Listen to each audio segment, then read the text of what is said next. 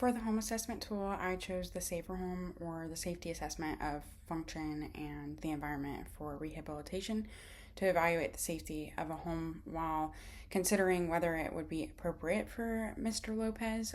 I chose this assessment because it looks at both the patient's ability to safely perform daily activities and how the home environment affects that performance.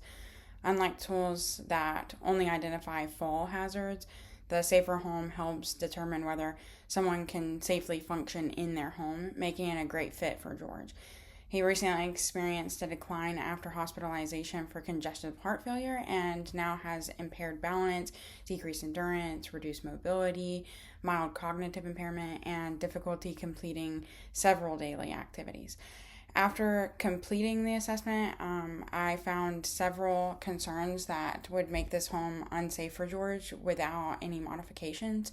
The biggest issues were loose throw rugs, cluttered walking paths, floor lighting, lack of grab bars in the bathroom, and the entryway steps that would be difficult to negotiate safely.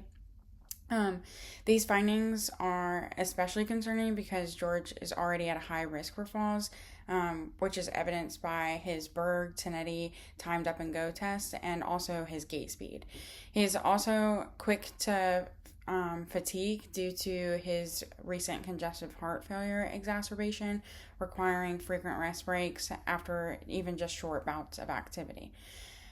I think Safer Home was an excellent assessment because it evaluates how George's impairments interact with his home environment instead of only identifying those hazards, like we said before.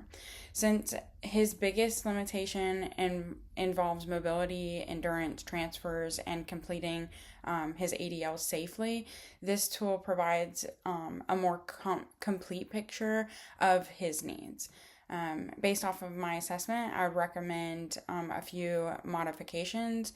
One being improving bathroom safety by installing grab bars, adding a non-slip bath mat, and using a shower chair. These changes would improve transfer safety while also helping George to conserve energy during bathing activities.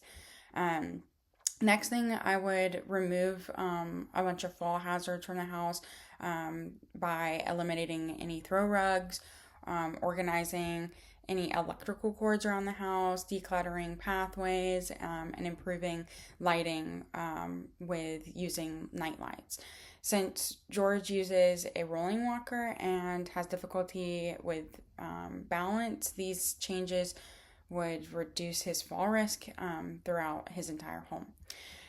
The last thing, I would improve the accessibility of the home entrance by installing handrails if they're not already there, and ensuring there's a stable surface for entering and exiting the home. This would help George safely leave the home for medical appointments and eventually work toward his goal of walking his dog again. When making these recommendations, I also consider George's personal factors, like his CHF,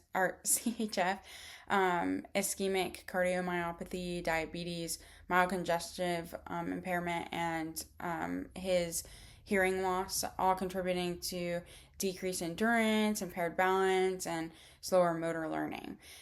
Because of this, I prioritize simple modifications that improve safety while reducing the physical effort required during daily activities.